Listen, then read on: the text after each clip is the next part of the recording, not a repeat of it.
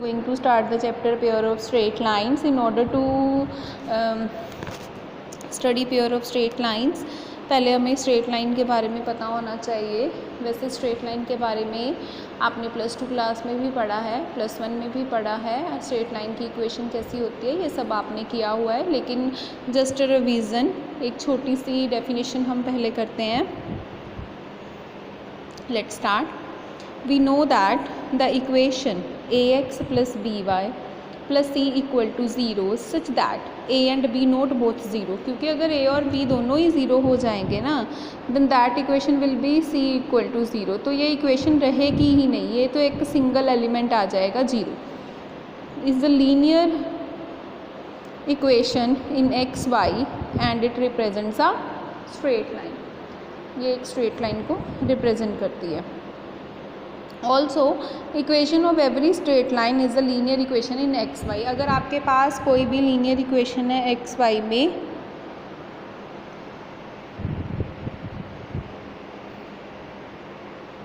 तो वो straight line होती है. और अगर कोई भी स्ट्रेट लाइन है तो उसकी इक्वेशन जो है वो लीनियर होती है. अब हमारा जो आर्टिकल नंबर 2 है, अच्छा उससे पहले the equation A x square plus 2hxy plus py square plus 2gx plus 2fy plus c equal to 0 such that a h b not all 0 is called general equation of second degree in x and y. This is called general equation of second degree in x and y. Here all the coefficients are real. Find the locus of the equation ax plus by plus c into a dash x plus b dash y plus c dash equal to 0. Locus पता करना है. The given equation is this.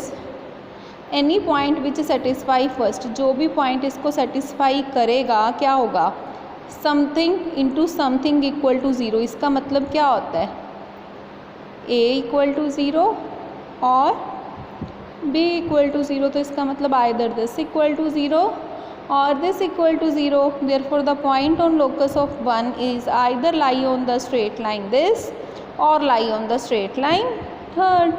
Therefore the locus of first consists of two straight lines, lines 2 and 3.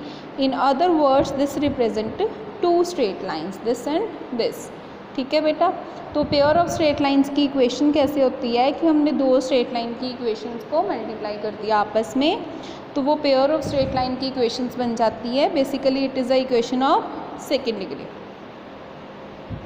आगे आ जाइए अब आप.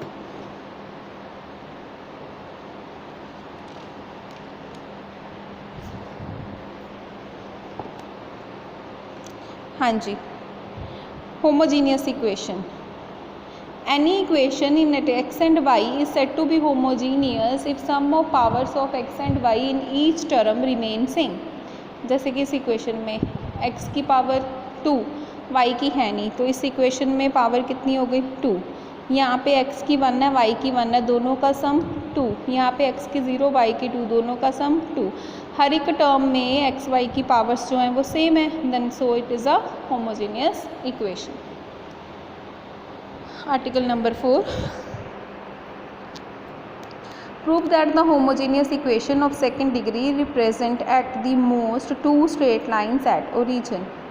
मैंने prove करना है कि कोई भी होमोजीनियस, अगर सेकेंड डिग्री इक्वेशन होमोजीनियस है, वैसे सेकेंड डिग्री इक्वेशन कैसी होती है, ए एक्स स्क्वायर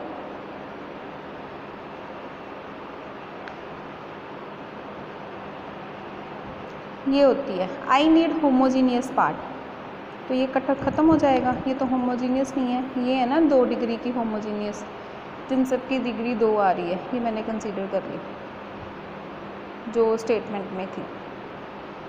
मैंने पूरी इक्वेशन को, अब ये वाला मैंने आगे लिख लिया, इसको पीछे लिख लिया, नथिंग एल्स. पूरी इक्वेशन को मैंने एक्स स्क्वायर के साथ डिवाइड कर दिया. जब यहाँ पे किया y square by x square, यहाँ पे जब किया एक एक्स के साथ एक्स कट गया, वाई बाई एक्स रह गया. अब इसको मैं लिख सकती हूँ y by x the whole square. This is a quadratic equation in y by x, है ना. ये वाई बाई एक्स में क्वाड्रेटिक इक्वेशन आएगी. अब अगर ये वाई बाई एक्स में क्वाड्रेटिक इक्वेशन आ रही है, then this will be of the type, so इसे y by x is equal to t. So this will be of the type b t square 2h t plus a equal to 0। अब ये quadratic equation है, इसके दो roots होंगे से m1 m2। अगर इसके दो रूट्स हैं तो हमें पता है कि रूट्स की मल्टीप्लिकेशन के साथ मैं इक्वेशन लिख सकती हूँ। तो वो इक्वेशन क्या बनेगी, t minus m1 into T minus m2। यहाँ पे टी स्क्वायर का कॉफिशेंट 1 आएगा, बट मुझे क्या चाहिए b, तो b के साथ मल्टीप्लाई कर देंगे। ठीक है, t की वैल्यू पुट कर दो, दोनों तरफ एलसीएम ले लो,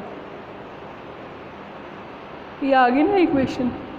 therefore first equation can be written in this way. इसको ज़ीरो होने का मतलब ये तो ज़ीरो नहीं है, ये ज़ीरो या ये ज़ीरो। इसका मतलब ये वाली जो इक्वेशन है वो दो स्ट्रेट लाइंस को रिप्रेजेंट कर रही है, एक y equal to m1x and दूसरी y equal to m2x। Thank you.